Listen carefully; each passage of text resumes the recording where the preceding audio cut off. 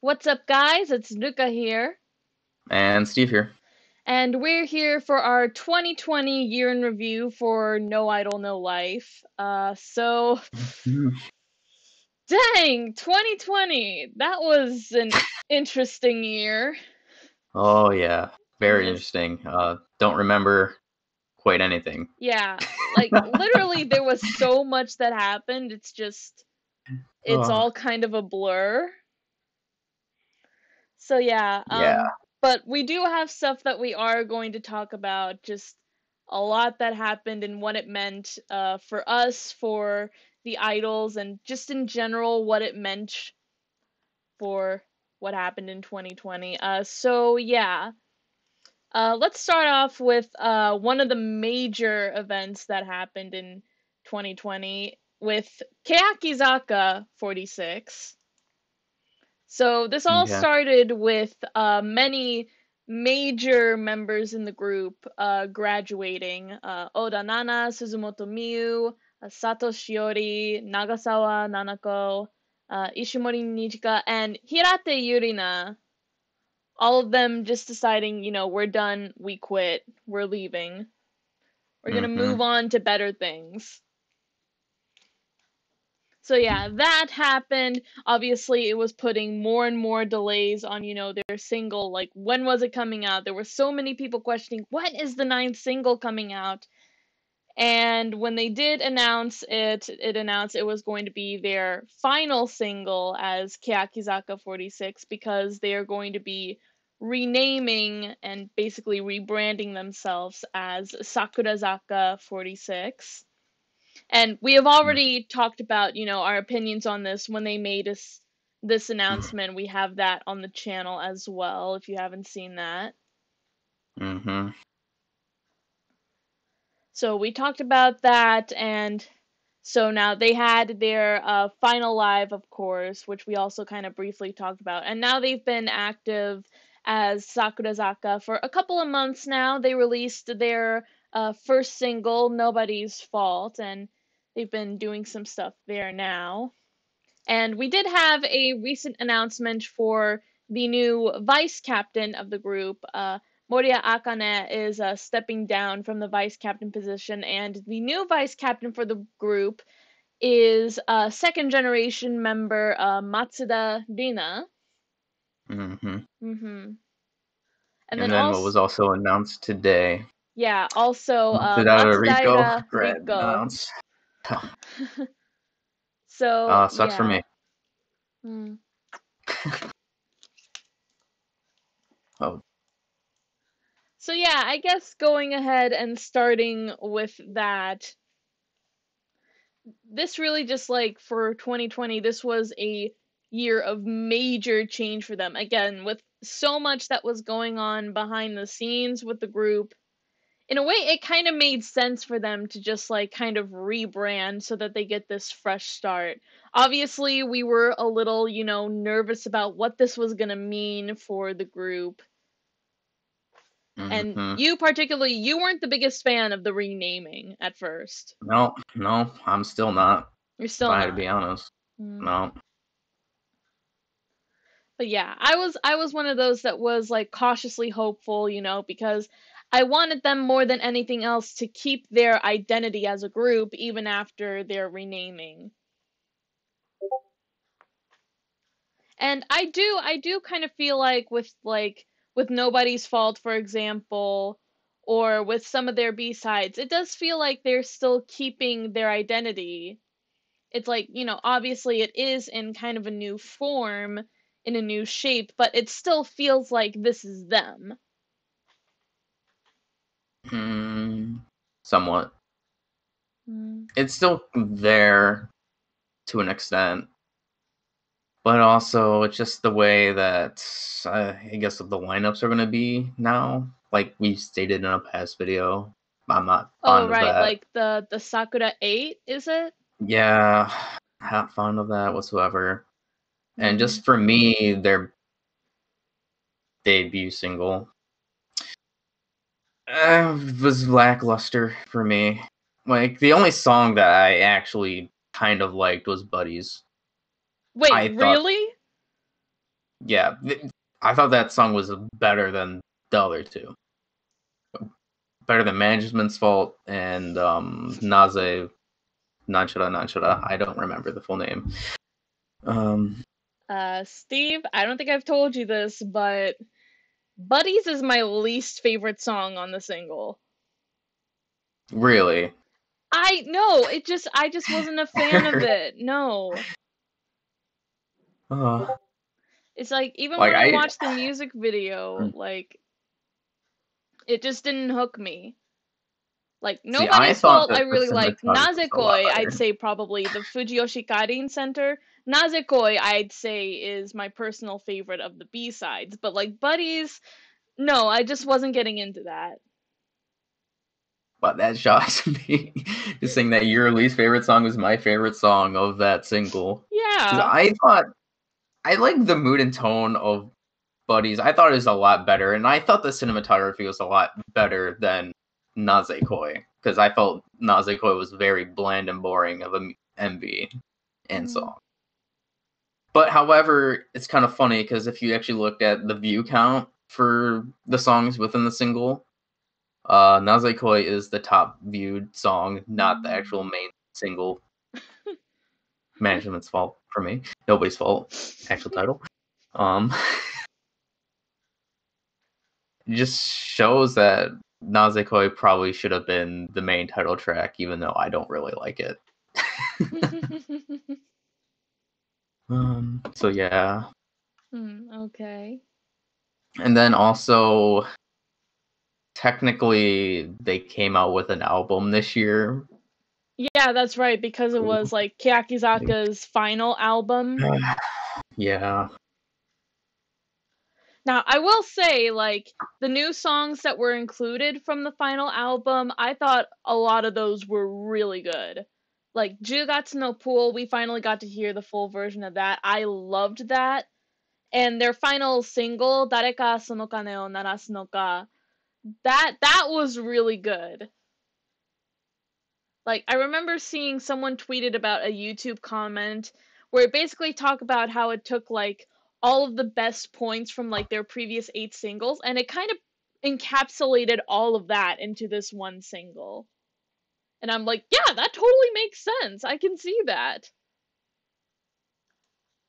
I haven't listened to any of those songs, so I have no opinion on them. Mm-hmm. Mm-hmm.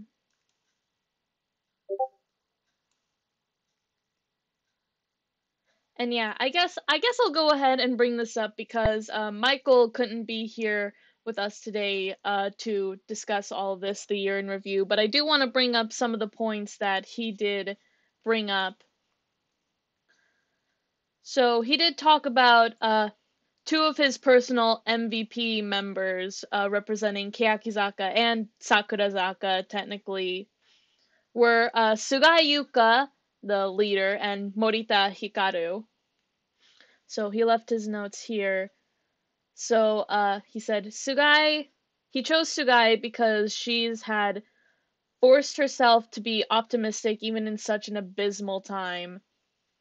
Which, yeah, like with everything that was going on with the group and just with 2020 in general, she and like also Akane, since being her vice captain, they were really trying to hold up this, front of being very strong, very optimistic, but you could see just how hard it was for them, especially.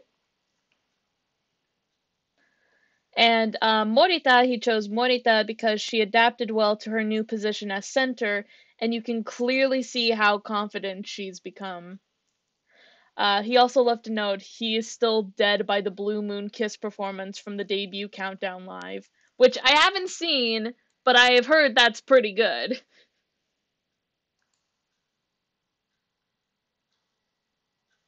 And he also did share his opinions on social media about Matsurina being the new vice captain. Like, obviously, he was very bittersweet about Nen stepping down from the position, obviously, because he is a Nen Oshi. But he did say that, he was wanting to support Matsurina and Yuka as well, wanting to support them both because, the reason for it basically with Matsurina being the new vice captain was basically, in Yuka's words, she said she wanted to close the gap between the first generation and second generation so that they could all become closer. And yeah, that does make a lot of sense. That makes a lot of sense to me. And Mhm. also, maybe it's not really relevant, but I remember one of the last, was it not Keakake's, whenever it was Keakake, how really the second gen members didn't really connect as much with Akanen compared to the other first gen members, if you remember hearing about that. I think it was like a Valentine's Day one or White Day Yeah, yeah. episode. I remember that because there was a So, whole segment about like Nen just wanting to become closer with the juniors. And she like went back to their dressing room and was trying to just bond with them.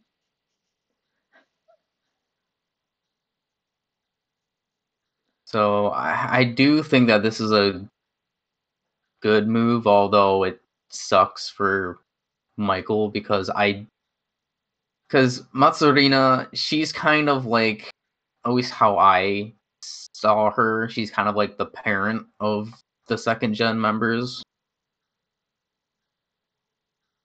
Yeah, So I can kind of see that. I do think that this is a good choice of a replacement for Nen, if it's any Mhm. member. Mhm. So yeah. Mhm.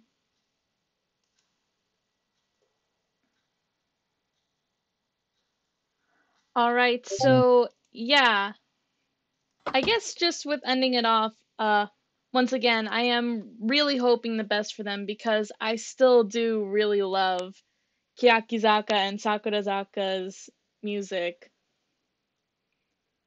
Obviously, I haven't been following too much, which I will talk about in a bit here, kind of why that is the case. But I still, regardless, really enjoy their music. So, again, with this rebranding, with becoming Sakurazaka, I just wish the best for them going forward.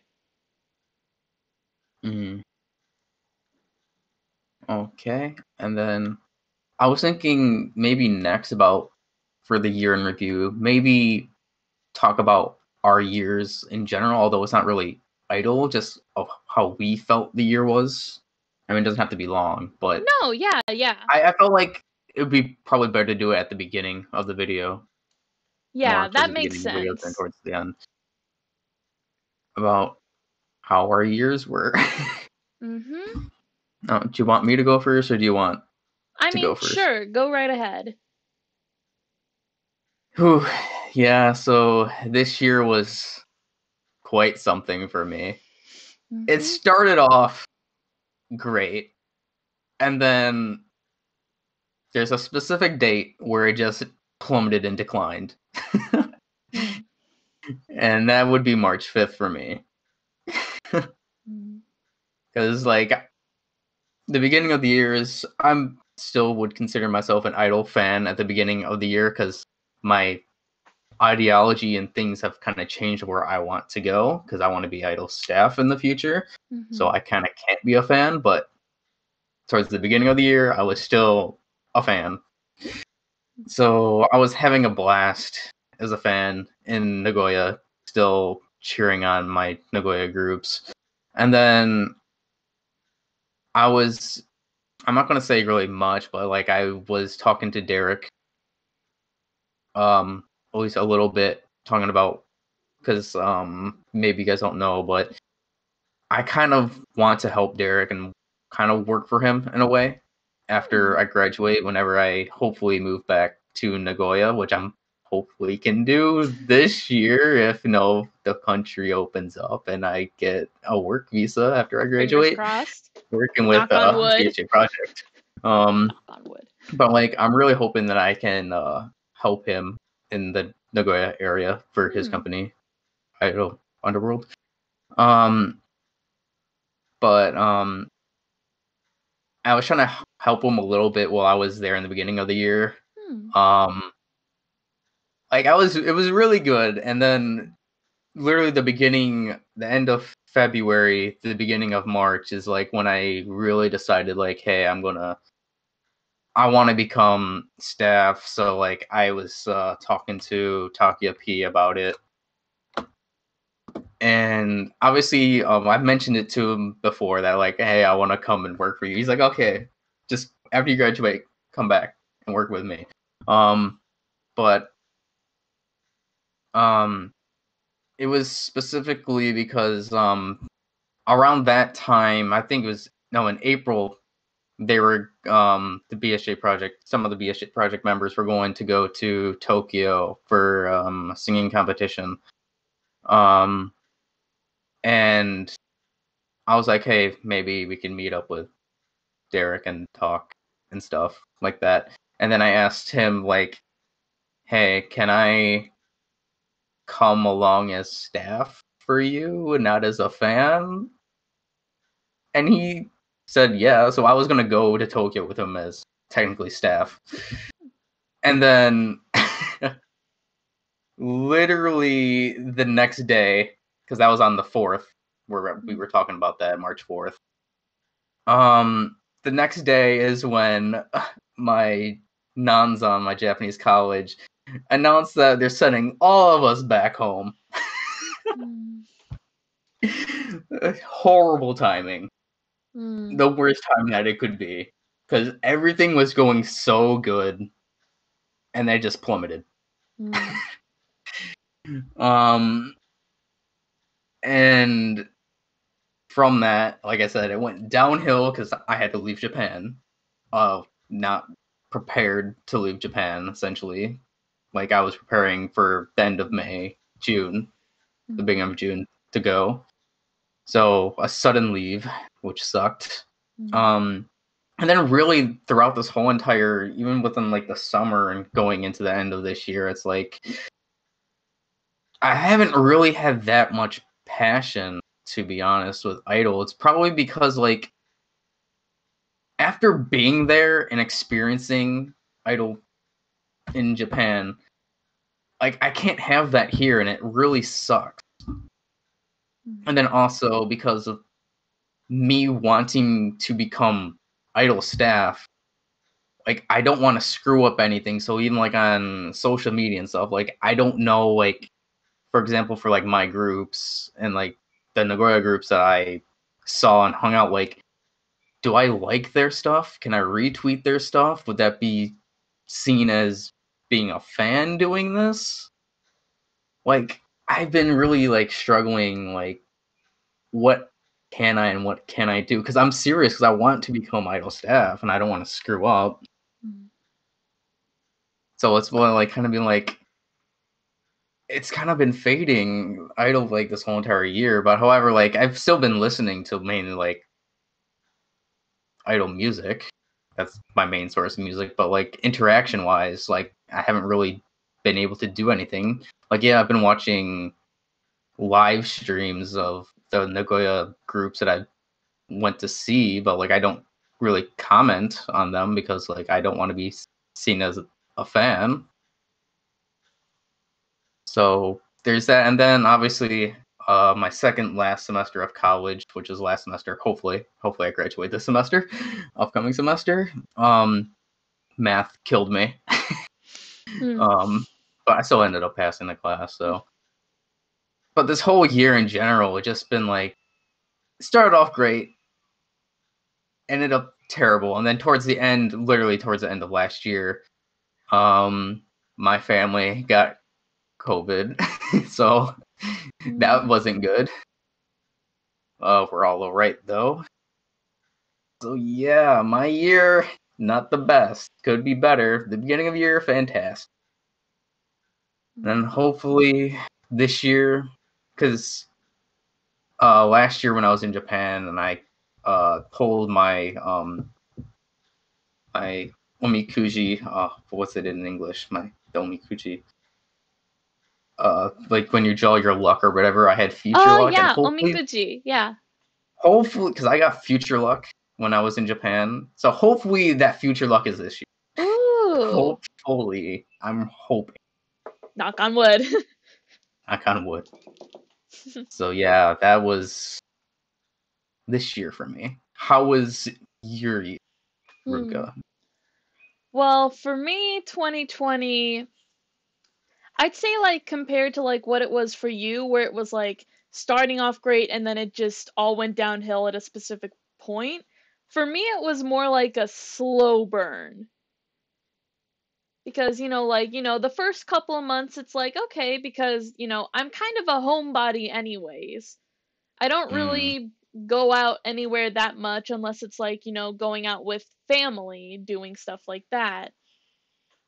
So like I was usually at home, but I still like could occasionally, like go out, do stuff with like my family.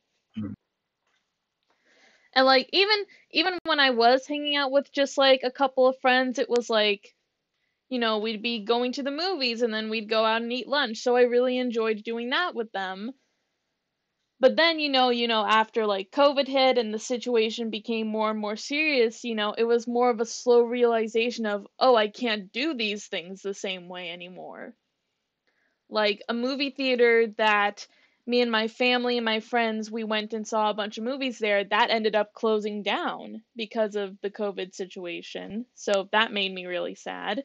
And we couldn't go like eat out anywhere, so like my mom was having to learn how to cook for us, especially with my grandmother, where she ended up getting sick and so she couldn't like cook for us anymore, so she would be coming over to our house. And yeah, just with in general, her condition got worse. It just wasn't good for her. Unfortunately, she actually passed away in September. So that made us all really sad. So yeah, I'd say that's kind of how it was for me. Like at first I was all right cuz I'm like, "Oh, I don't get out of the house that much anyway," but then it was more like, "Oh, this is actually what's happening." It's like, mm-hmm. it was like, at the start it was like, oh, this'll blow over, we can take care of this quick, but then it was like, no, it's like the situation wasn't getting better for any of us. It was just getting more and more crazy and seeing more and more stuff happening on the news and on social media. I was just overwhelmed by it. I'm like, okay, this is actually happening. And it kind of scared me. It kind of still does scare me because we're only just a week into the new year, but we're still dealing with stuff. I'm not going to Oh, bring it up yeah. because I don't want to talk real world politics on this channel, but it's a lot, and it Mm, does kind of overwhelm me a bit. So like for me, idols and other stuff as well, aside from idols, like I've been doing a lot more gaming as of late. Like I've been obsessed with I got Animal Crossing for Christmas this year and I've been obsessed with that. I've been playing Genshin Impact, if you've ever heard of that. It's a free to yep. play mobile game. I got that for my laptop and I've just been having so much fun with that. And yeah, even though I Mm, can't go out and see my friends anymore, we still talk to each other on like Discord and we still chat with each other, and we all like D&D and D and stuff like that, so we've been doing like little D&D campaigns, stuff like that over Discord, and that's been a lot of fun. Even though we can't see each other, we're still, finding ways of doing mm, this where we can, just hang out with each other. mm-hmm. So yeah, and I was kind of talking about this earlier when wrapping up talking about Keyakizaka, but this year for me, probably the biggest change for me was transitioning from J-pop to K-pop. So here's my history with that. So I used to be more of a casual K-pop listener. I was definitely more into the J-pop scene. Anime and AKB48, I was all into that. And that did, Mm-hmm. with being exposed to things like J-pop idols like AKB, it naturally exposed me more to K-pop as well, especially because objectively K-pop was definitely hitting it bigger in the US than J-pop was. In And it still America, is. yeah, it really is. In over here it's like you only know J-pop if you know like anime or something. It's like J-pop and J-pop idols is still a niche thing, but like K-pop, that's just been blowing up. So like there were several groups that I knew and that I more casually listened to, like Girls' Generation is a big one that comes to mind. I think everyone knew Girls' Generation when they were big.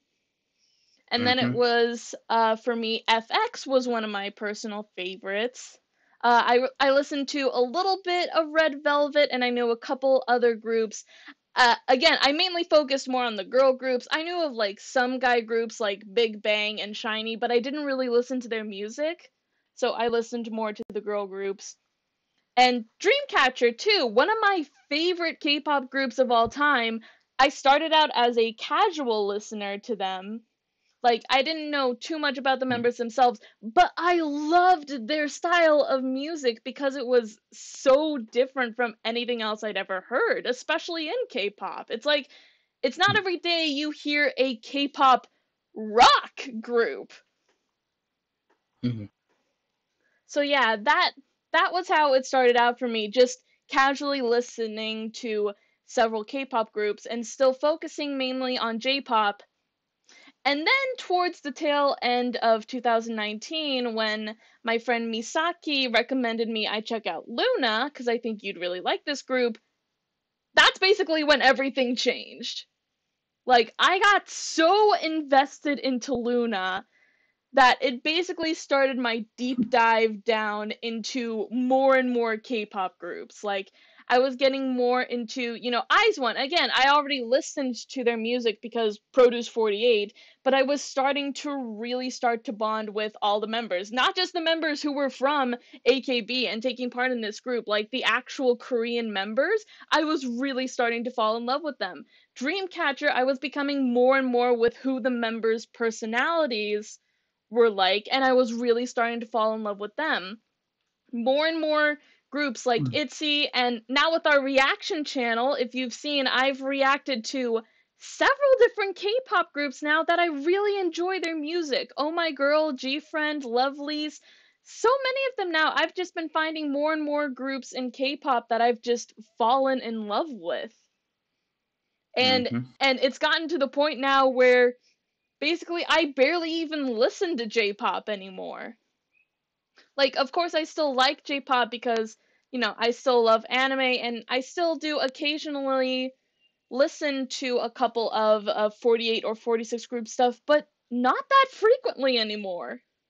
Now I'm just so hyper focused on groups like Luna and Dreamcatcher, who I've just fallen in love with, that, like, basically I'm just, like, done with J-pop. And, like, not done, but it's more in the sense of, like, the reason why I fell in love with AKB in the first place was like I started getting into them in like 2012. And 2012 AKB versus current AKB are practically two different groups. Like the Yeah, I group that I completely knew agree. and the members that I knew and the music that I listened to and all the other stuff that I associated so much with AKB was just slowly more and more going away, to even with Mm. like the current AKB, there are still members that I like. There are still songs that I like. And if there are like little things with, oh, hi, cat. My cat is coming in my room. She managed to butt open my door. But yeah, basically, the AKB48 that I liked was just slowly, slowly going away, to the point where, like, I didn't feel the immediate need to follow every single thing they're doing anymore. It's to the point where we were even just talking about this. Hi. We were just talking about this before we were recording, but there are some songs that I either don't remember listening to. No, you can't get up on my laptop. There's some songs I don't remember listening to or have never even heard of. Mm. So yeah, it did kind of surprise me that it had basically gotten to that point, but it sort of felt like it needed to happen almost. Mm-hmm. Like with And then, everything that's been going on in the J-pop world, not just with AKB48, but like several other groups, like we've had like a ton of situations in J-pop where like members were either leaving their groups or some groups were just disbanding altogether. And I think it's because of that situation, because like, with the COVID-19 situation happening, idols can't perform or do their jobs the same way they usually can. A lot of idol groups thrive on that really personal, intimate interaction with their fans. Like handshake events, fan signings, stuff like that, live concerts, live events, and they can't do that anymore. In the underground scene, Checkies, that's everything. Yeah, so like for a lot of these members, maybe to them it feels like, well, if I'm not getting work, then I should just find something else to do. If I'm not getting work as an idol, I shouldn't be an idol. I should just go and do something else. Recently, one of the Kenkyuseis from SKE, who I personally really liked her, Kato Yui, so I knew about her for a while and I really liked her. She graduated and she started a YouTube channel. So she's like, okay, I'm not getting work as an idol. I'll just be a YouTuber. So yeah, Mm, for me, that's kind of what 2020 has been. It's just been the slow burn realization of basically everything changing and mm, needing to just move forward with that change. mm. Hmm. And I'm gonna add like a couple things, I guess. Adding onto mine, this year, like I've almost completely just not paid attention to the 48, 46 groups, like at all. Hmm. Almost. There was things here and there, but like I did not pay attention to them at all. Hmm. And then also I listened to more.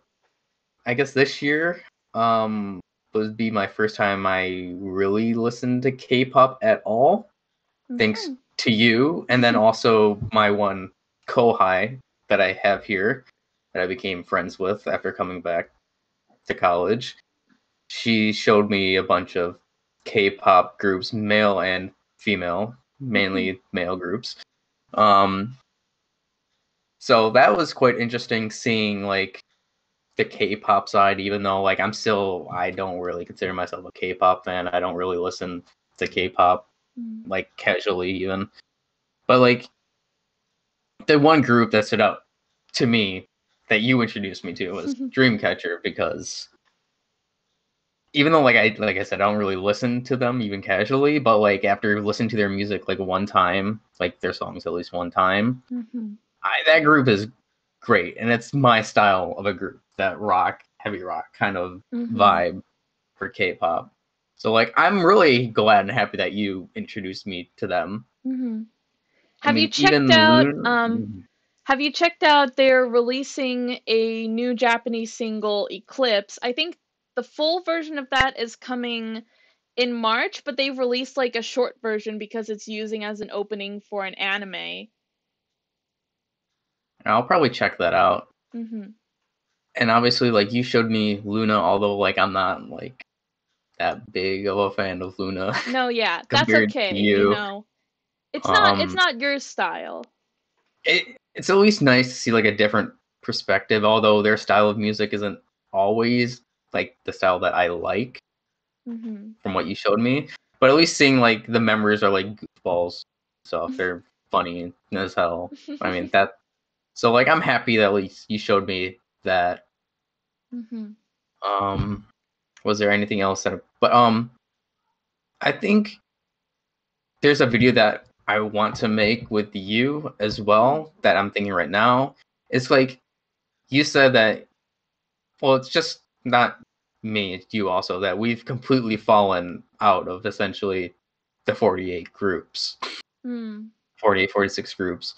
Like, but I always think, I know that we've did a mini discussion in a previous video, but like, I want to discuss more of like what the 48, 46 groups, mainly 48 groups, because 48 groups got, I guess this will be a transition to the next topic that we do, but like the 48 groups in general, they've this year plummeted to super irrelevance. Mm. So I was thinking maybe like we could make a video on what they can do to improve, even though I think it's somewhat already a nail in the coffin for them, Mm. if I had to be honest. Do you think that'd be a good idea? No, Like yeah, things I that think that's a they great should idea. do or should incorporate, especially since seeing more underground idol stuff that I believe that they can do. Mm-hmm. So yeah. How do you want to transition into that? I guess as a major topic for this year, just the plummeting of the 48 groups. I say in general, not just AKB, just all of them. Yeah, sure, just go ahead. Because this year, all the groups, I mean, the sister groups did release a couple singles. HKT, I think, released one single. AKB released one single. SKA technically released one single, and that was at almost, I think it was like a year ago, almost exactly, when Yeah, they I want to released say their single. I feel like that one Um, too is in a debatable spot where it was like towards the end of 2019 or like very early 2020 when it released, like in that mm, kind of in between sort of space where we don't really know when it came out. mm. I'm gonna shut my door since. And STU, maybe I don't know. I don't follow STU like at all. I'm pretty sure they released at least one single. Yeah, they did. Um, I'm not. Did they release two? SCU? I don't think so. NMB, I know released two. Maybe they released three. I'm not sure, but I know they at least released two singles this It was year date or date last year. date and koi nanka And no there's thank you. and then the one before that, I don't remember the title of. Was there? Am I on the week? Oh no, wait. Let's see if I can just go back from my browser.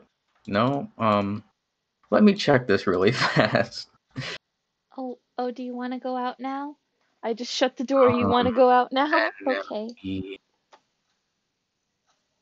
discography. Uh, no, it's just date date date and koi naka no thank you. Because Okay. Hatsukoi Chijo Shugi released November 2019. Oh, okay. Yeah.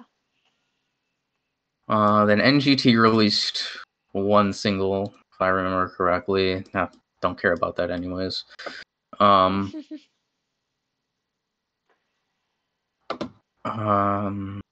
so yeah. I mean, the international groups, I think they released a whole ton of singles Oh, yeah. this year. But like the Japanese groups, 48 groups wise, just plummeted. Uh-huh. I mean, yes, COVID did play a role, but still, even without COVID, I feel like the decrease would have happened anyways. Hmm. That I don't. Do you think that as well, or No, do you I think that kind of they would get have done where much you're better? coming from because, like, again, even like taking away the whole COVID situation that happened today, the singles that the groups have put out for this year have been they've all been kind of a mixed bag. Like there are some of them that like I liked. I thought that they were okay. And there's some of them that I like, these could have been better. I didn't really practically. I mean, I didn't listen to the majority of them, but the ones that I did listen to, like I didn't really care for them at all. Mm. Um, and then there was a thing that I guess bring up DX's podcast because they changed them to Downtown DX. Hmm. I'm sorry that I keep on referring to them, but they're somewhat our friends, and we talk to them occasionally. But Maru, good point that she brought up for their award ceremony and whatever, is that even though COVID happened this year, Kayaki still had Kayaki / Sakurazaka had 3 concerts this year. Granted, they were like online. They were still nonetheless concerts. Yeah. The 48 groups had 0.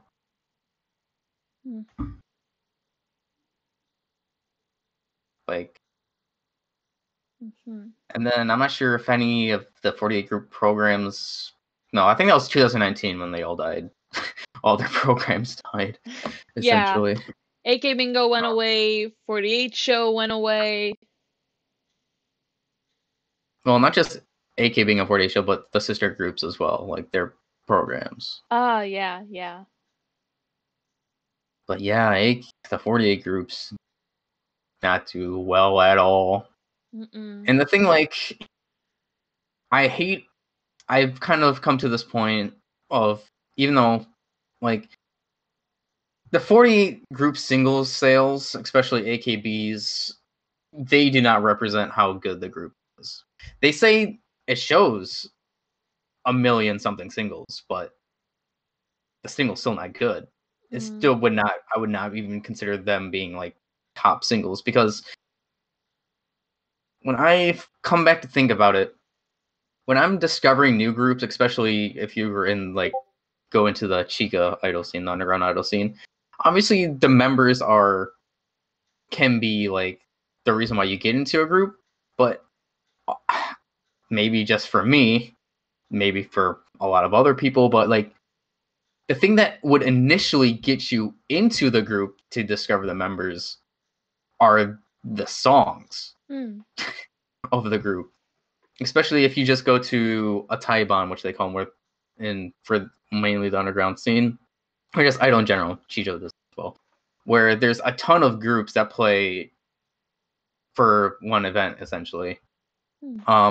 If you go there, and if you're like new, the songs are the ones that get you into those groups. It's not really, yes, the members can, but it's the songs first. And the 48 groups haven't made any good music, like, at all. So, and the sales are from Handshake, not the song. So, yeah.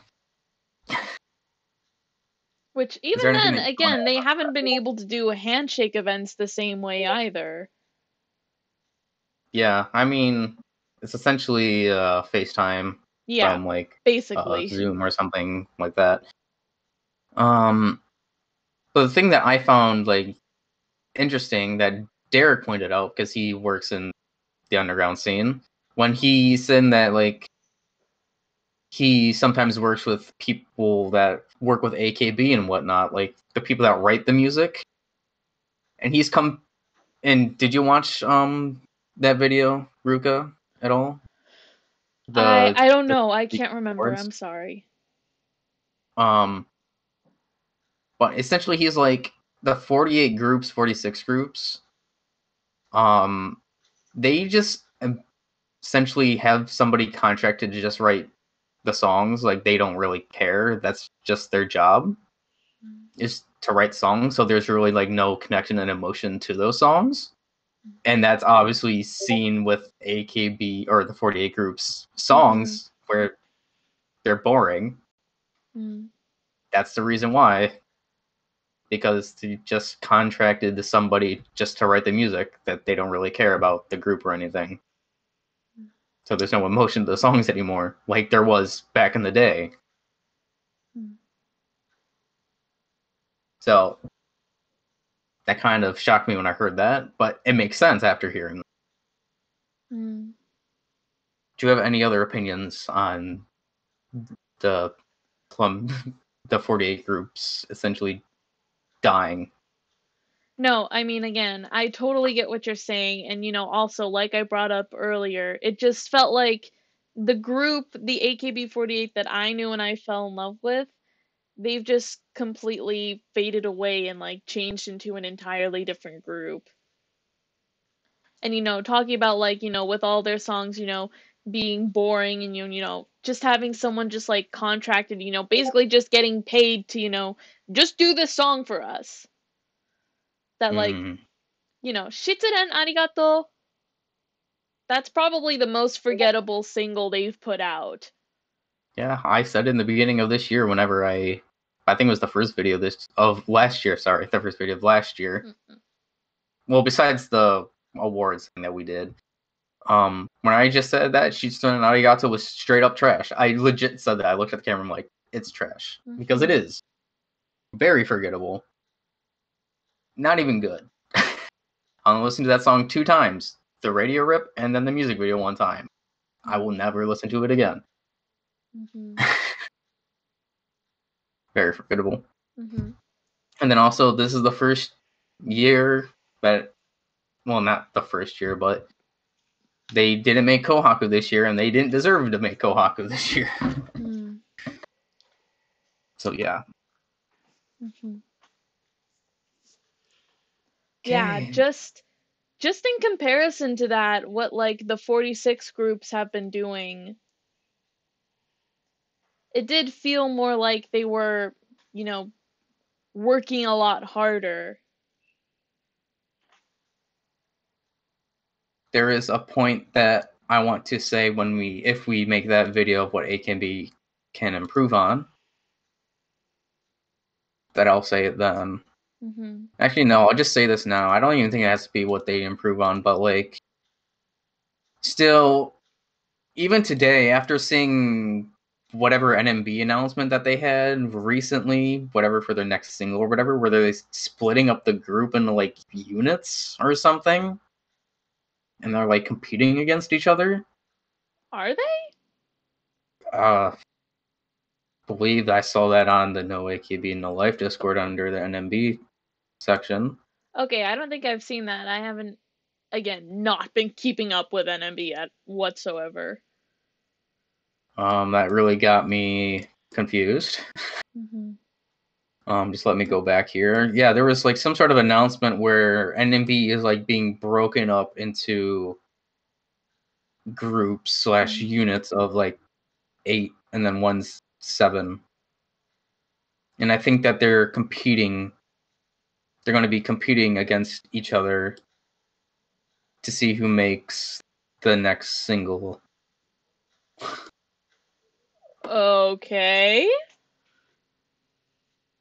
I guess we'll see how that goes. Yeah, but no, this is what my point is coming. The 48 groups compared to any other idol group that even still includes the 46 groups. There's no unity in any of the 48 groups anymore. There's 0. There's no common goal. It's just competition, hyper competition against each and every member. No unity.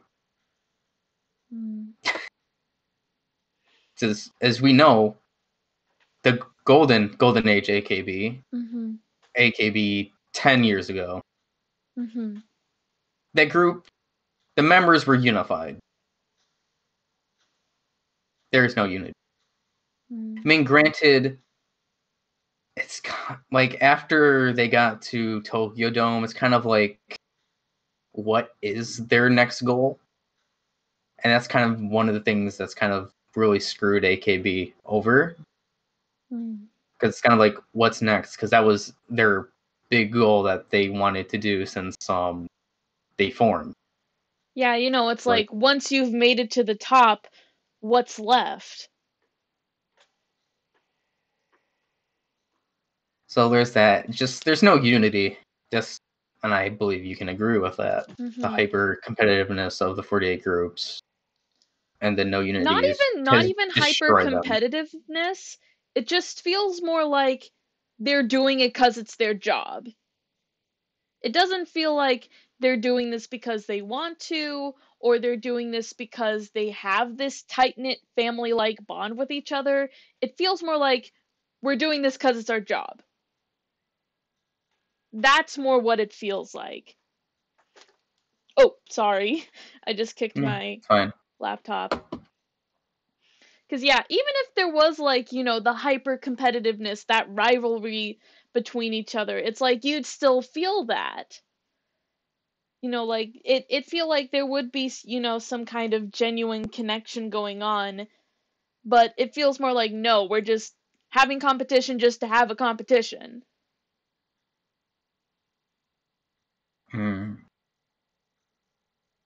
Yep.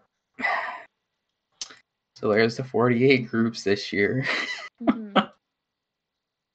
Now, I guess I can just gloss over the WAC groups, and I guess I don't know anything about Sashi's group really at all of how they performed this year. For 22/7 Nanabu no Nijini, for last year, they released one single, I believe. They I believe had one their single. anime was last year, wasn't it? Their anime was last year. Mm-hmm. They had a manga that was kind of like along with the anime that came out. I have one volume of that. But yeah, their anime came out last year. They released one or two singles.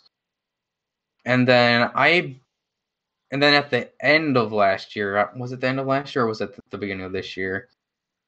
Unfortunately, the one that I would say would be their leader of the group, Chihiro Hokaze, announced graduation from the group. So they're going to have to find a replacement for the character, just like they did with Hanakawa Mei's character. So that will be interesting. And then I guess more along for me with the WAC groups and how they perform this year. Now, contrary to the 48 groups, the WAC groups I felt did really well this year. Mm-hmm. A lot of singles, a lot of albums / mini albums released this year. Like I was going on about the standout group this year, I guess other than Bish, just of WAC in general, was Mameshiba no Taigun. They were the standout WAC group. Mm-hmm. Because even in like the No AKB No Life Discord, a lot of people seem to like Mameshiba, and obviously I think Kuro-chan had maybe an influence. Maybe. But yeah, I would say they're the standout WAC group. Mm-hmm. However, at literally the end of the year, they shot themselves in the foot a little bit. With big controversy. Is this the thing that I'm thinking about in my head? Yeah, I think so. That was like during like an award ceremony? Yeah. Yeah. Yeah, it was. Because they were doing so well, and then they did that. So a lot of people were not happy with Mameshiba because of that. Because it was definitely very unprofessional of them to do. And a lot of people blame Watanabe, their producer, for that because he does crazy things and he tells the girls to do crazy things like that. Like I was saying before this video, Bish released a mini album this year and a couple of singles, like digital singles, I guess. Like Story of Duty, that was a digital single. Why did my webcam just get blurry? Okay. Mameshiba released a couple singles this year. Go to the Beds released an album and well, I mean, they're about to release another album. Paradises released an album and a couple songs. Biss released an album, Lukey. I like that album.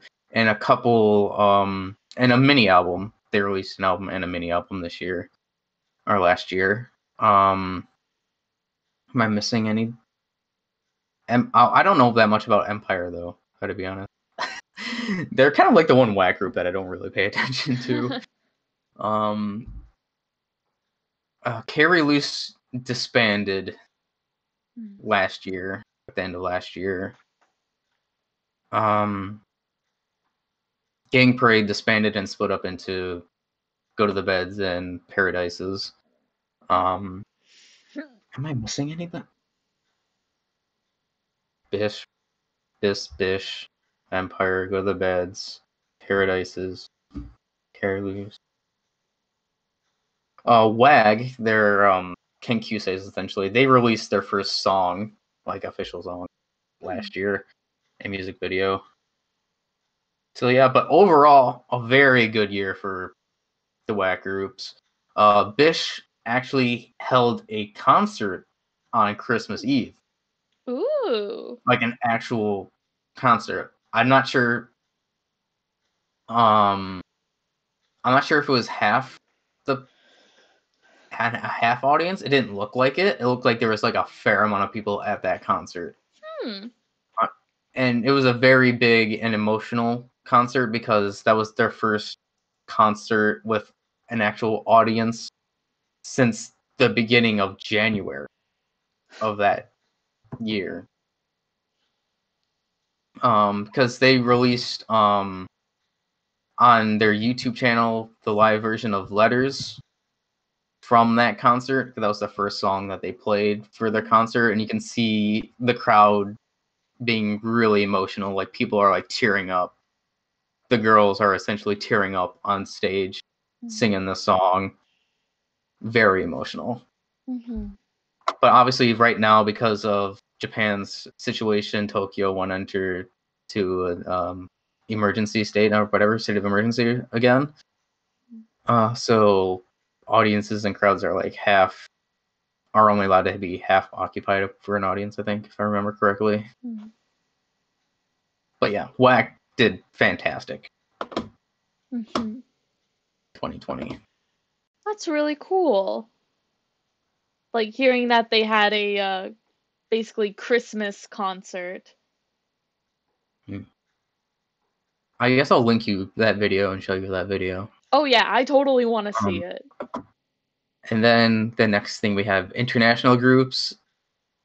Like I said, I know that I don't follow the international 48 groups like at all, but I do know that they did release a decent amount of singles this year. Oh yeah. And JKT and BNK released original song singles, if I remember correctly, this year or last year.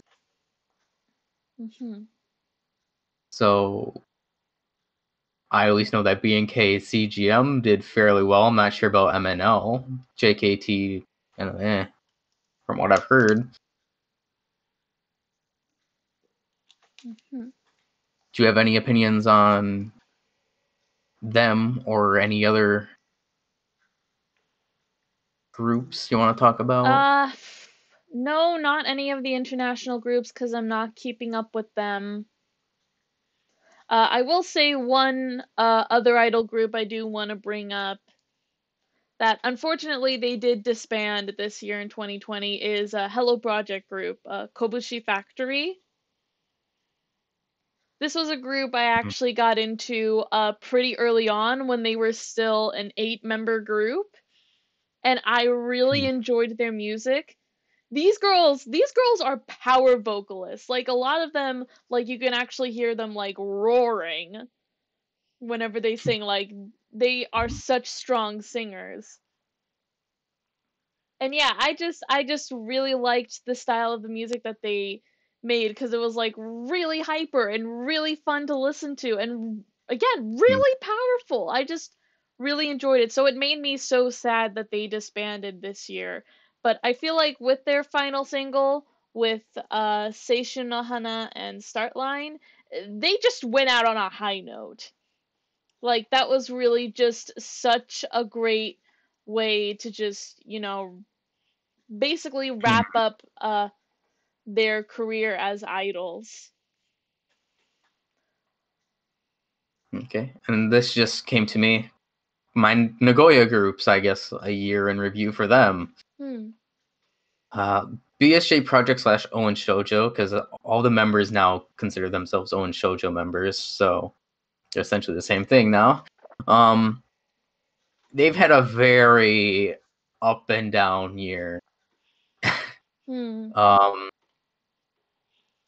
Like some of their ups that they had, they announced that they were having their first national single that they're going to be releasing this year. They announced that last year. Mm-hmm.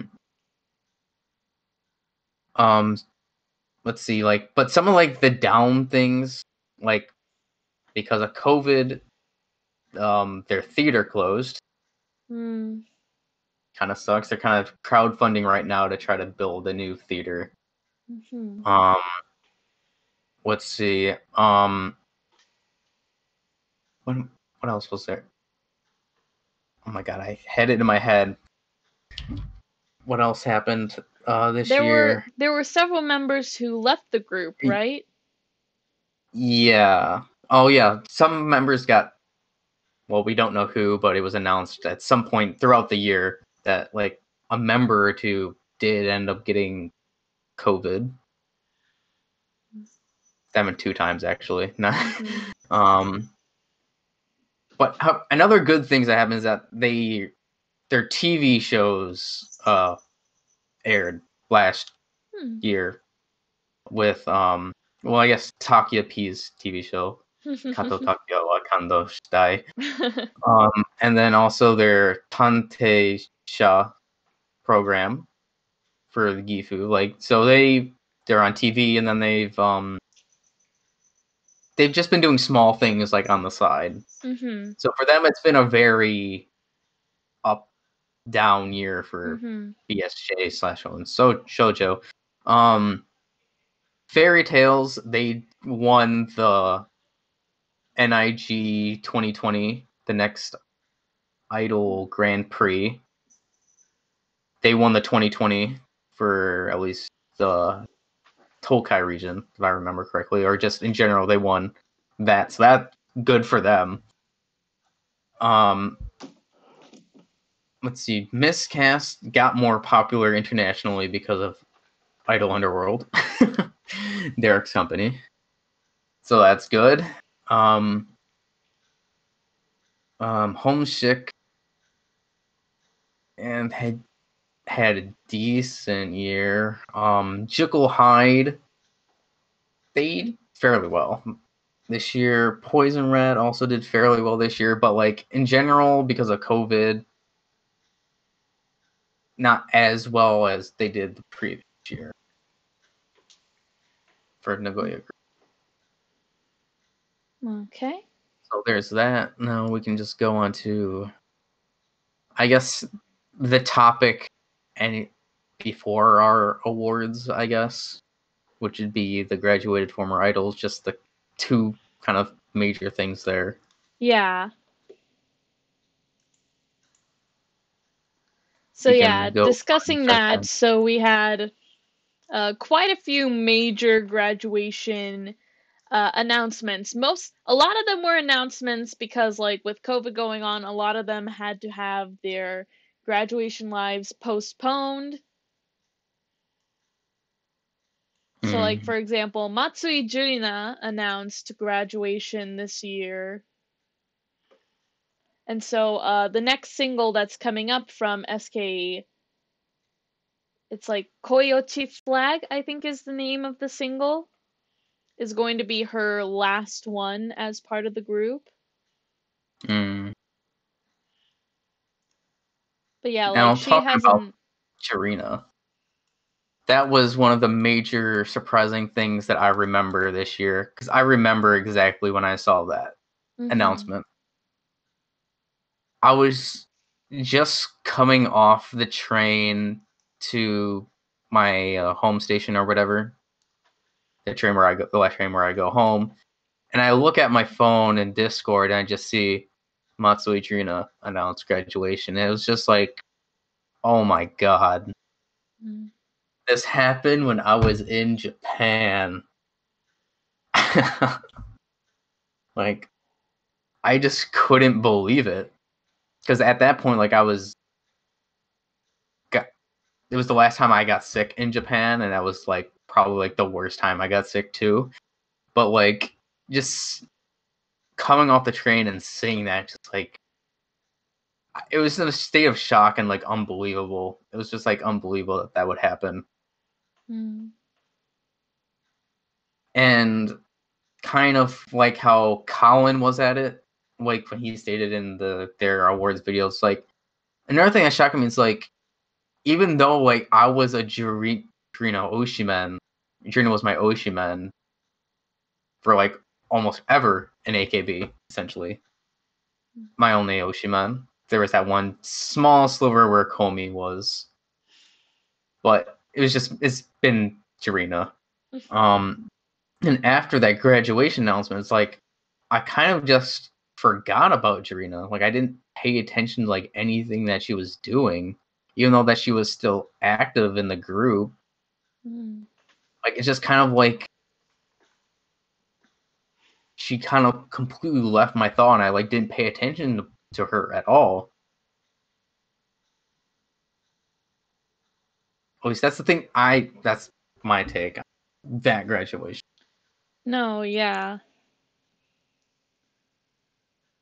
Like it is kind of weird to think about, cuz like even for me again as well, when I was transitioning, into K-pop and I was finding all of these K-pop groups that I've fallen in love with, it's like, oh wait, there are all of these groups like in AKB and in J-pop that I remember I said I was in love with, and it's like the passion shifted.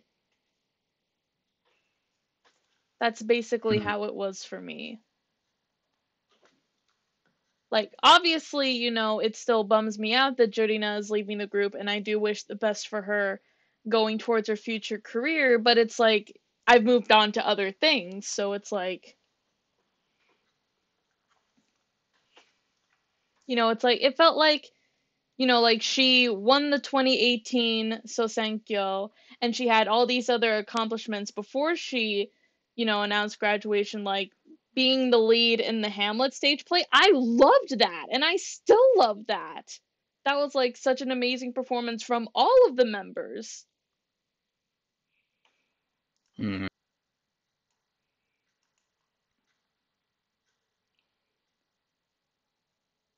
right. Hmm. And then a graduation that's not on there for me would be Anna from Owen Shoujo. Ah, yeah. My Kamiyoshi when I was an Idol fan. Hmm. Just left at the end of May. I saw it coming a million miles away because she didn't update her sorry, she didn't update her social media at all. Saw it a mile away, and then it was at the end of October, I think. I don't remember. It was either September or October where it was just announced that she was it October 1st? But it was anyways, it was announced by like the BSJ on their website that she just left the group. Hmm. Um, and then you have other graduation announcements as well. Yeah, like obviously another big one with the 46 group was Shirai Shimai announcing graduation. And then more recently, Hori Miona. So Hmm. again, it's like, yeah, just another major shift going on with the 46 groups now. Really kind of in a similar vein to what it was back, for AKB when those bigger names left. It really is the end of an era for them.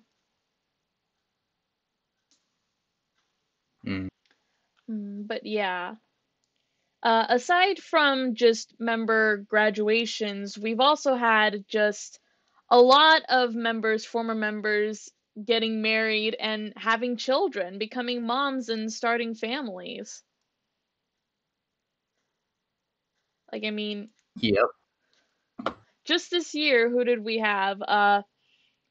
Like, even though we're kind of in the first week of 2021, I still want to bring these two up. Itano Tomomi and Sato Sumire, they both got married. Suchan, I think she actually started a YouTube channel, so they have like a family YouTube channel. Noto Kayo got married. Uh, Akimoto Sayaka, not only did she get married, but she had her Hollywood debut in the Sniper series. I still remember Mm. that. That was so cool to see. And Matsumura Kaori, I don't think anyone was expecting this, but Kaotan got married. Like, holy cow, that is amazing. And of course, like outside of the 48 group as well, we had some more big names. Mizuki, Nana, Hanazawa Kana, Lisa got married. True. And like Mizuki Nana as well, not only is she married, she's pregnant. I forget when she's having her first child, but I do remember her announcing when she was pregnant. Some other celebrities, Kitagawa Keiko, actress, announced that she was pregnant. Mogami Mocha, former Denpa member, was pregnant. Hmm. And a big one, I actually really like this. Shinoda Mariko, not only did she have her first child, her first daughter, May, she started a YouTube channel and she's basically a mom vlogger now, and it's the cutest, wholesome thing. Like, if you remember, like, I want you to think Hmm. back on like some older AK Bingo episodes where it was like, the members like learning how to cook or stuff like that. Hmm. Like, learning all these things of like, being good housewives and stuff like that. And Mariko has basically evolved from like, having trouble with like cooking and stuff like that to now she's cooking all these meals for her family and, cleaning up, taking care of her dog. And it's the cutest thing. It is legitimately the cutest thing seeing her being this Hmm. loving wife and a mom to this adorable little girl, May. The one thing that I am really surprised about is that like she's actually like showing her child, like even on like Instagram, whatever. Like she's not like blurring out their face or anything. She's You know just what? Yeah, I thought about that too, because there are a lot because of idols who mm, do that. They don't really show their child's face, but like Mariko is just like, I guess she's just like that proud of her daughter. She's like, "Yep, this is my daughter. This is my cute baby girl." Like she wants to share all of that, and that's just really sweet. mm, Now, granted, I I think think she does hide her husband's face because her husband isn't a celebrity, but like she shows off her daughter. And like there's this really cute moment in this one video where they're like cuddling together and she's like, playing with her baby's hand, being like, "Oh, pretend to punch the camera," and then her baby actually smacks her in the face. And it's like equally funny and cute. So yeah, that um actually makes me really happy seeing her doing that. mhm. Hmm. And then did you already say the pregnancies or? Yeah, I just talked about those. So yeah. Oh, I didn't even hear you mentioned Kiritani Mire. Oh yeah, Good to go. Kiritani Mire. Yeah. Because what you don't know, I don't know if I mentioned this to you, but like she's my favorite actress. So Really? even though she hasn't had any roles since 2017, Hmm. because she can, she's, I find that she's like probably like one of the most versatile actresses because like for the roles that she can play, it's like she can play like a cute ditzy character. She can play like a sexy character. She can Hmm. play like a hot and pretty character. Like she's very versatile as an actress, and she became my favorite actress that way. So when I found out that she had a kid, I was happy and shocked at the same time. Like when I discovered that she got married back, I think it was 2 years ago. I didn't even know that she was married until I looked up her wiki to see like if she did any recent movies and stuff. Hmm. So like I'm very happy for her. And then an idol that just announced that she was pregnant 2 days ago is Ruka Got Married. She's still an idol in Denpa, and she announced that she's pregnant. Oh, yeah. Oh, that's so cool. No, yeah, I remember meeting because she did a show with Now, with them going around and trying different alcohols. Mm. Oh, that's so cool. Yeah. Congrats to her. And this is one of the very rare cases where literally an idol is married and pregnant and is literally still an idol, because that is almost unheard of. That So congrats to all of them and all of these members on their marriages and their pregnancies Mm-hmm. and kids. Mm-hmm. So I guess next is the awards part, I guess, that we Yep, have. I'd say Uh, so. So, let's see. Which one do you want to start with? Now, I'm just gonna put these to the awards, I guess, favorite single slash A side, I guess. Okay. It doesn't matter. K-pop, J-pop, doesn't matter, because Hmm. mine is not gonna be anywhere with 48, 46 at all for any of these awards, I think. Mm-hmm. Yeah, so what was your favorite track title, A side, or single in general for in 2020? Mm-hmm. Well, on the J-pop side, I'd say I just mentioned it now. Kobushi Factory's final single, Seishun no Hana and Start Line. It's hard to pick between the two of them since it's a double A side which one that I like, because I feel like both of these songs represent the group so well. Where Seishun no Hana is more of a emotional ballad, and Start Line is more of this very upbeat but still kind of emotional sort of rock pop style song. They're both so different, and yet they both represent the group so well. Mm, So yeah, I'd say, and again, with it being like their final single, there is that sort of bittersweetness to it listening to both the songs. The bittersweetness, but still hopefulness that the girls are going to go on and we are going to see them do something in the future, whether that being as idols or as actresses or as whatever. So yeah, like I'd say probably that on the J-pop side. I just really loved that double A side, that single. On the K-pop side, out of like all of the groups that I have listened to, and there were like so many of them that put out so many good songs, I'd say probably my favorite K-pop single is Dreamcatcher's Boca. That one had it's the second part of their dystopia trilogy, and that has such a relevant message because with both Scream, which was the first part of it, and Boca, they're talking about online hate culture and cyberbullying. And the variant freak, I think, is how they were putting it. Like, mm, the anonymous haters or anonymous trolls and stuff like that. So, like, Boca, especially, it felt like it was such a relevant topic because, you hear about, so many people, especially idols as well, receiving online hate and cyberbullying for stuff that like they don't even deserve. And mm, we've talked about it on the channel as well.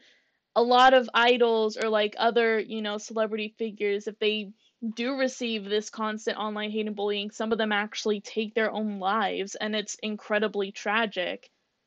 And I think that's something they do bring up as well because there is a line that they sing towards the end of the song where it's in English. It says, "Too many angels dying now. I'm going to change your mind."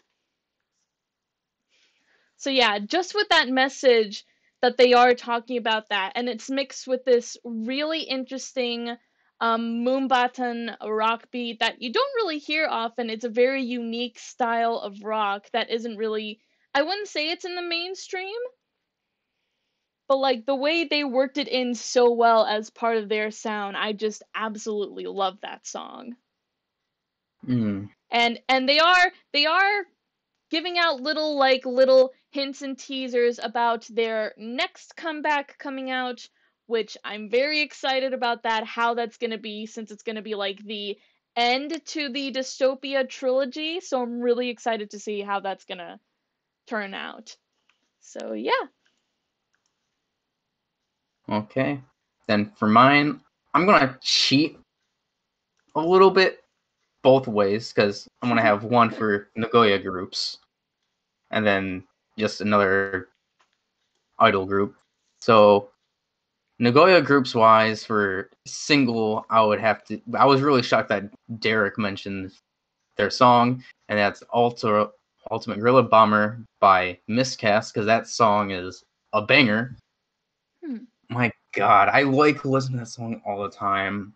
So that would be my song for Nagoya groups. But there's a ton of great songs with my Nagoya groups I love that they released this year. But that song just kind of stands a little bit higher. And then just for, I guess, I would have to go with a song from Go to the Beds because they blew me away this year. Their debut year, Go to the Beds. Um, Cheating a little bit because I'm pretty sure that this is the title track to their new album that's coming out, but it kind of released the end of last year, literally last day slash first day of this year, depending on time zones. And that would be Majikami. That song, Hardcore, blew me away. And then also just like their album in general that Go to the Beds released with all their heavy songs that they had with their title track to their first album with Don't Go to the Beds. Like that song. And obviously there was uh and then I'm gonna say I guess that is a coupling track because that's technically not the title song for the album. So I'll probably say that within the next category that we have. Hmm. But just both those songs are really hardcore songs, are really hard rocking songs that I just love with my style of music. So yeah, so I would give that to Miscast's Ultimate Gorilla Bomber for Nagoya groups and Majikami for Go to the Beds. Okay. All right. I guess moving on, can we do best group? I guess like even if it's not best group, just like personal favorite, like who do you feel like stood out this year and was like just really successful this year? Mm. hmm So I actually want to start because even though I put here on the doc one group, I actually have three in mind because I feel like there were three groups, particularly in K-pop, in the K-pop side, that I felt like they just had a stellar year this year. So the first group is actually the one that I put down is Luna. So 2019, I only got into them towards the end of 2019, but 2019 was kind of an up and down year for them. They released Butterfly, which Butterfly in itself is a really good song and is like, I'd say this is their most iconic song. But they were having, there was like a bunch of behind the scenes issues with their company that they were having to deal with. They were still able to do some really good stuff. Like they went to KCON LA, which was their first time performing internationally, and so many people were just freaking out about that, them being in KCON LA. It was like this huge thing when they were there. But yeah, like because there was like so many issues going on with the group, with their company, with their original creative director was leaving the project. There was a delay on their album Hash. There was one album that got canceled and is currently in a state of limbo where nobody knows whether it's going to get released in the future or not. Their Japanese debut got delayed, so we don't know when that's happening. They've been teasing, they released like their Japanese fan club, but we don't know when a Japanese debut is even gonna happen. But yeah, like I'd say 2020, and this is coming from someone who got into the group in 2020, this kind of felt like their comeback year. Mhm. Like they came out straight out of the gates with So What, and that was the single that got them their first music show win, which is something essential for a lot of K-pop groups. When you get your first win on a music show, it shows that like you've made it big. And they are starting to become more recognized in their home country in Korea, because like they're super popular in overseas. They have such a big international following, but they're having to grow their popularity in the domestic market, and it's really been showing with that. They were getting Mhm. like, more TV show appearances. The members have been doing more projects within Korea, and so much other stuff had been happening. Like they charted billboards, their albums were charting number 1 on iTunes, and with their latest mini album Why Not, they released in a full English single with Star, which that's been playing on US radios, and they've been getting interviewed on US radio stations. So, like, all in all, it's just been a really good year for them. I'd say the only thing that would have made it even better was that if Hostel was here, because it's now been a full year since Hostel has been on hiatus. So, again, hoping she's feeling better. With this next comeback that they are preparing for with New Moon, I would hope that Hostel feels like she is okay and she is ready to come back. It's whatever is best for her. It would make me really happy to see her come back and them being all 12 again. So yeah, just all in all, it felt like the, they were really showing like just how much they have grown. And again, it would have been nice, to see them get that first win with all 12 of them. But, when Mhm. Hustle does come back, I feel like Orbits are really going to fight hard in order to make that happen. So the next up is Eyes One. So this was interesting because they started out in a really precarious position. There was the huge scandal that blew out about them, about with Produce 48 basically being rigged. And that put the group in a sort of purgatory where it's like, what's going to happen to us? We don't know what's going to happen. The fans were really anxious. Their album, their first full album actually with Bloom Eyes got delayed even though it was supposed to come out in 2019. There were a lot of fans who were really anxious about what's going to happen to the group because this big controversy happened. And yet when after everything had settled and they had came back, they came back shining. Like they released Fiesta, they did Secret Story of the Swan, they did Panorama, which a lot of people say that Panorama is probably going to be their last release. I have a feeling that before they do, eventually end up Mhm. disbanding this coming spring, they are going to release like a best of album. I feel like that's something that they would do. But yeah, it felt like, even after that happened and they were like in this really uncertain place, it just felt like it just made them, when they did come back, it was like, okay, we're really buckling down and working even harder than we were before.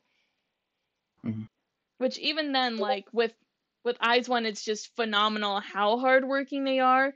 But like especially with this year, maybe because it's like, oh, we are getting close to disbanding, so we're just really going to knock it out of the park with these last few releases. Mm-hmm. And then lastly, the group that I last want to talk about is Weekly, who, for me, and also in Korea, this was also something that they had actually won on an award show. They were named basically the Rookie Group of the Year for 2020. And I wholeheartedly agree with that. Because it's not even been a full year since they debuted. They debuted in like June, I think, June of 2020. And these girls are phenomenal. They are so talented, and the music that they have put out with their first two mini albums, with like Tag Me and Zigzag, they're so good and so interesting, and the girls have so much personality to them, along with all of that talent to back it up. It's just they have so much potential because they are still so young. So I'm really, really looking forward to what these girls are going to do in the future. So, yeah, that is three groups for me. I'd say just knocked it Mm. out of the park this year. Okay. Then I'm also going to cheat again. Nagoya Group, Miscast, they've been on a roll. Like, they've been doing so good. And then, aside from Miscasts, I had a really tough time with between my personal favorite group and then objectively speaking, and when it comes to whack groups, I mean, because like personally, my best group this year would be Go to the Beds, because I absolutely love them. They're my second favorite whack group, just in general. But for best group, I'm gonna have to give it to Mameshiba no Taigun because of, like I said, like how popular they became throughout the whole entire year last year, where they got a lot of they ended up appearing on a lot of TV shows. Just their music just kind of stuck out more, especially with Kuro-chan being there. Mm-hmm. However, Kuro-chan is kind of officially left because one of their newer music videos is a song dedicated to him, showing it's a music videos of behind the scenes of them shooting their music videos. um, with the title "Daddy." That's literally the title of the song. Um, but like, obviously, the only downside was the thing that they did during their awards show at the end of the year. But besides that, Mameshiba no Taigun had a fantastic year, just overall. Plus, they announced, I believe it was Tokyo Dome or Budokan last year, where they were gonna appear there. So yeah, they had a very decent year, and obviously, like the shift of the Kuro-chan produced stuff and then him not producing anymore, you can see when it happened, when he stopped appearing in their music videos. That was the shift of Kuro-chan's kind of influence, I guess. But they have evolved as a group over the past year, so objectively speaking, I would say that Mameshiba no Taigun has for best group. But personally, to me, because of the music, I would have it to Go to the Beds. So yeah, and then we kind of skipped over favorite coupling track. I can do that really quick if that's fine. Oh, okay. So for my favorite coupling tracks, it is once again cheating. I'll pick two from whack groups. First one being a Bish coupling track to their mini album of Letters. Um, One second. I don't entirely remember the name off the top of my head, which is really bad. Um, I'm Waiting for My Dawn. I I think that's a great coupling track to that mini album that they had. It's emotional, and Chiti wrote the lyrics for that song. So, Hmm. and Okay. then Go to the Beds. I have Villain is part of their album. It wasn't the title track. Mm-hmm. And the thing that I really like about Villains, although that the vast majority of the songs on that album are really, really heavy, Villains started off with an acoustic guitar and is very mellow Mm. and like what's not upbeat, but happy, more happy, I guess. I don't know what word I'm trying to look for. Um but because that there was such a big gap in the styles, I really appreciated Villain as a song for that album, Mm-hmm. within that album. So those would be my two for my coupling tracks. Just getting that over with really fast. Um, and then I guess can we skip to best online concert? Okay, sure, because I would assume you Because don't really have one for best event. no, I do. I was gonna get the online concert out of the way first because I have a Okay. little bit to talk about best event. What? Um, What? you can go first for your best online concert. You can also announce Oh, yeah. Oh, sorry. Mike's as well. My cat was trying to come in again, Oh, so I had to open my door and let her in. Okay, so yeah, for best online concert, I picked Dreamcatcher's Seven Spirits online concert. So again, I had talked about it on the channel. I was really happy that I was able to actually purchase a ticket so that I could watch the concert live when it was happening. And, when I talked about it before, I was like, there were so many good points I brought up in that. For starters, Han Dong had come back from China because she was stuck in China because of COVID happening. So this was like her return to the group, and it was like the first thing they did since she came back. So that was awesome to see all seven of them again and performing songs that when they recorded it, it was initially the six of them, and seeing how they added Han Dong in and they worked her in so well to a lot of the songs. And then, of course, the unforgettable solo performances. All of them unforgettable in very different ways. mm, So that was just so much fun to watch. Again, showing just how much personality all of these girls have. mm, And yeah, all in all, it was just a great concert. It was a great lineup of songs and music. It all flowed really well. And yeah, it just made me so happy watching it.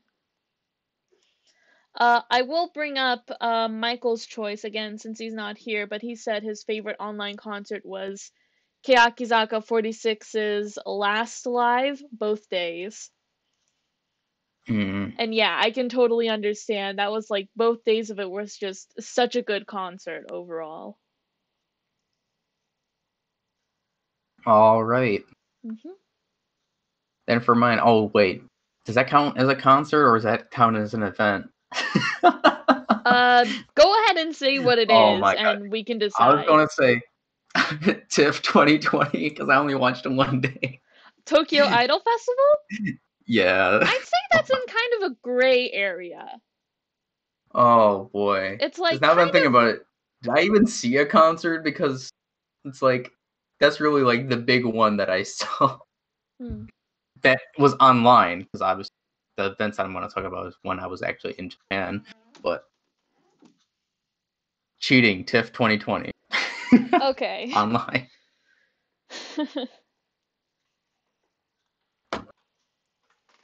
Right. Then I guess we can move to best event. Hmm. Okay, Um, so for me, I actually picked K Contact 2020.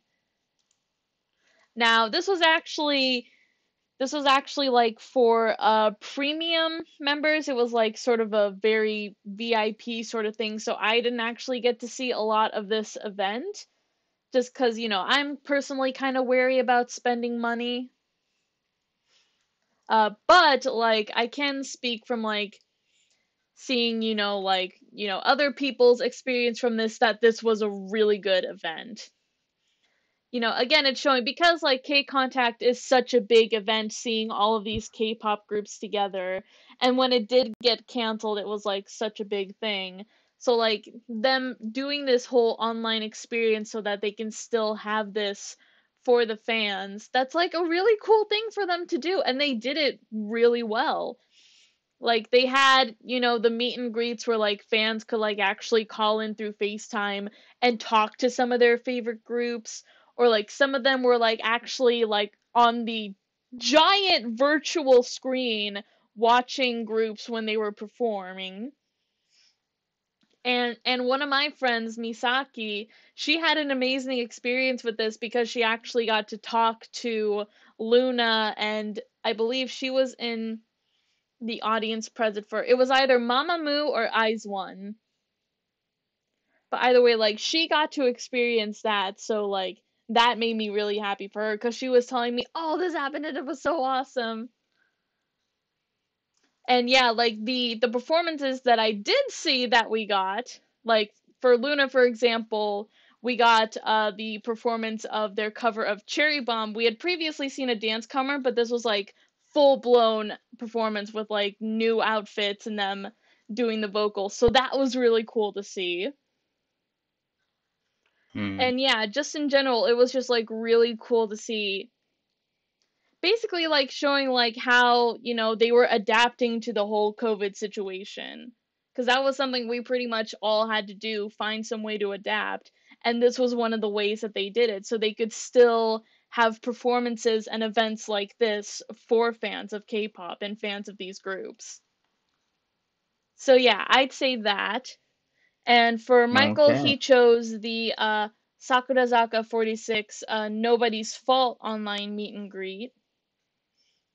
His note is like it's the only event he's experienced because he actually got to talk to Moria Akane, his Oshi. All right. Mhm. And then for me, I'm gonna probably cheat with all of these. I'm sorry. It's okay. Um, so for my favorite event, it would have to be Rock slash this rad event that happened in Nagoya. So Rock is a big idol event in Nagoya, in the Nagoya region. I went to that. That was the beginning of February. That's probably where I got sick from. Actually, where I Mhm. got. But at Rock, I got to finally see Shingeki perform, and I love Shingeki. Like I like their music and everything. They're fantastic live. I got to see Devil Anthem because they started off, and that was in Nagoya Rene Limited is where they performed. Um, I got to see Devil Anthem. I saw them before at Zep Nagoya during this large Taiban. I saw Miscast for the first time. I didn't realize they were a Nagoya group then, but I saw them perform first time. So it was Devil Anthem, Miscast, and then Shingeki right at one after the other. That was insane. And then later on, I went to go to Osu Toys, and I went to go see um, Zombie Powder, which is a group that Derek introduced to me uh, right before the beginning of 2020 in the 2019. Went to go see them, had a blast seeing them, and then also the side event that happened at DT Build. Um, it was just happening at the same time as Dedodoc, like the day after. Um, one of the groups, just my interactions with the fans as well during Dedodoc and this other event were just so amazing because I didn't know where to find Shingeki's Bupon stuff, their sales of goods. Hmm. And I noticed that there was like these like a couple of fans just on the corner because I didn't. It just so happened that they had their Bupon in a separate building, which was really annoying. So I got the help of some Japanese fans, and we talked a little bit. Although my Japanese wasn't the best. Like they were having me write birthday messages for like the members that had their birthdays close to that date. And I was like, what am I gonna write? This is the first time that I'm seeing them live. um but I had a great time talking to them. They helped me go to the place where Bupon was. And then at the other event, Zombie Powder also performed there. I got to see the members again. It was a nice conversation with them. And also one of my Nagoya, because I had a lot of Nagoya groups. Um, let's see. Ro Edelsteinen performed there. Hmm. I showed you them. Yeah. And just a bunch of idol groups. And then there was another group that I saw technically the year before at the end of 2019, going into 2020, that was performing with Zombie Powder when Derek showed me them, called Dante Lion. And during their performance, I noticed that there was a girl that came to see them in Nagoya perform there. She recognized me, and because she was with somebody else, she was actually wearing a whack kind of shirt. Well, it's not really a shirt, but she was wearing a whack thing. And there was like a copy group, dance idol group that did whack songs, and I was like kind of dancing to that song, and she kind of was like, "Wow, you must really like whack." I'm like, "Yeah." But like ended up like talking to me, and the person that she was with, she's like, I don't know where they went, but she asked me like, "Do you know where this person is?" I'm like, "No."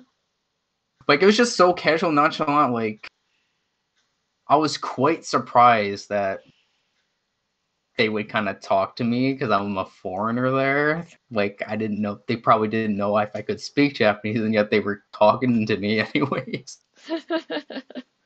So that was very nice. And then I guess cheating a bit for performance wise, or just the event that happened to me that stills with me today, that is very unbelievable. Other than when BSJ threw me a going away party. Like I'm very Oh, thankful for yeah. them with that. But it's with a group called Christine. There's X-Teen is how they spell it. Hmm. I kind of went to the wrong venue uh, when I went to go see them for the first time, or when I went to go see them, because they were performing with Ro Edelsteinen before, and I was looking at the timetables, and then I didn't realize, and then I realized I went to the wrong venue, and I had to run to the other venue, and I was late, like 10 minutes late into their set. But the thing that just blows me away is the moment I walked into the door to where they're performing, it's like everybody's foreigner radar went off, looked at me, and then they just grabbed me and just threw me to the front, like trying to go crazy with them.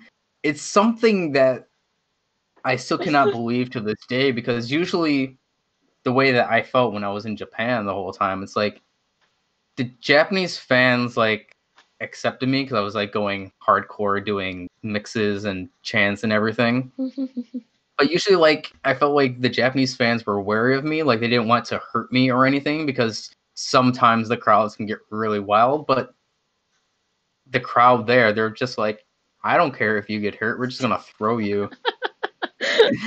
And then they lifted me unexpectedly. Like I wasn't expecting that because I'm just standing there. I believe it was Hime that did like this eye thing to me, and then all of a sudden I just feel these arms go around my legs, and I'm just like, oh no, I'm about to be lifted. And then they lifted me up. Like that crowd. That's why I'm saying like performance/event that I went to. Like I will never forget that because of how crazy the crowd was with me there. Like I was not expecting that whatsoever. And then one of the dudes, after the show ended, like he's talking to me. He's like, "Yeah, we're crazy." I'm like, "Yeah, like I can tell." He just grabbed it. But they're a good kind of crazy though. They're not like terrible people. Like I'm very grateful for them to do that. But obviously, if it wasn't me, if it was probably just some other kind of foreigner just going to see a show and them doing that, I could definitely see that they would not like that and appreciate it. But me, because I'm crazy and I like doing that stuff with them, I was so happy that they accepted me just instantaneously, just saying foreigner radar go off. Okay, you're going, throwing you in the front. Okay. Never forget that. So I would say like that is probably like my top moment that when I was in Japan, besides BSJ Project throwing me that setting away party. Because it's just so memorable. Okay. All right. I guess we can skip like best TV show and best YouTuber because I can't really think of any off the top of my head for either of these Well, categories. I can just say mine very quickly because I was having a hard time thinking of TV show as well. Mhm. Just do BSJ's TV shows. Hmm. Kato Takuya wa Kando Shitai. Mhm. I'll pick that as my favorite TV show. And then best YouTuber, I'm gonna go with a VTuber with Korone. Hmm. Because her streams are crazy and fun. Like, she has attempted English only streams, and they're just so funny. So Yeah, I I would haven't watched choose a her. lot of VTuber content. I know that Michael has. I think Kurone is one of them that he has watched or is familiar with. I remember Korone is like really popular. I remember him showing me a video that was like they were all playing Uno but they were acting like Chunibyo. So that was really funny. But So that was really funny. I guess that's a kind of side note, I guess, besides from this. Last year, 2020, was kind of the year of the VTubers because they Mm. just got immensely popular last Mhm. year. I mean, because technically they're technically idols. They consider themselves idols, even though they don't sing and dance. They're But like some of them variety do. idols. I mean, some of them do, Like Kizuna Ai, for example, is a big example. She well, does music. yes, but like there's thousands of VTubers there, Mhm. but they just had a fantastic year. And then I guess the last category is best non-idol Japanese song. Mhm. So if you can announce Mike's and yours Yeah. So first. Michael's his was official Hige Dandism with Parabola. I don't believe I've heard this song, but I'll have to check that out. But my personal favorite non-idol J-pop song is Homura by Lisa. Mhm. So I don't know. I recently did actually re-listen to this because I remember watching the music video and listening to the song when it first came out last year in October. But I really recently like really listened to the song and like read the lyrics as well, and it really hit me in an emotional place. Like I was actually crying after like the second listen of it, because like I had to listen to it again because I'm like, oh my goodness, it's like it's hitting me somewhere. Because when I was reading the lyrics and really hearing the emotion that Lisa was putting into the song, especially a version of it where it was like a live recording of it called The First Take, and you hear just those raw vocals from her. And as I was reading the lyrics, I was thinking about again everything that happened in 2020, not just in general with like what was going on in the world, but like for me personally, my transition into idols and personal stuff with my family that was going on with me. All of that got me on a really big emotional level, and I just started crying. So yeah, I'd say that is my pick for me. Okay. Then for me, like, man, I didn't. When I think about it, man, I didn't really listen to a lot of non-idol songs. Now that I can think about it, um, Bandmate always makes fantastic songs, and I know that they released an album last year that I went through one time. But however, I think the song that comes to mind for me is "Anata ga iru koto de" by Uru. Hmm. Um, that's it's an emotional song. It was used for a drama.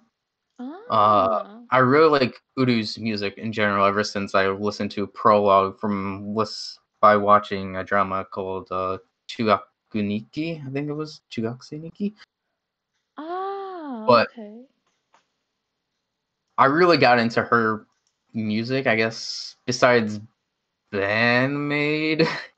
I think she's like the only non-idol that I've listened to. Hmm.